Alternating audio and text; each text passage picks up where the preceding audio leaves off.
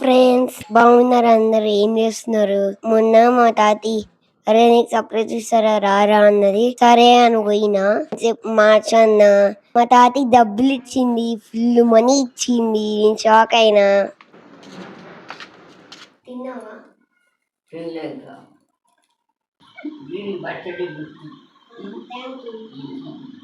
బాగుంది.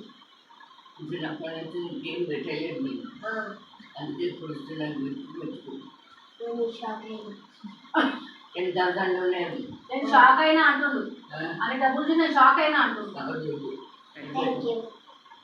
సెకండ్ ఇచ్చేసి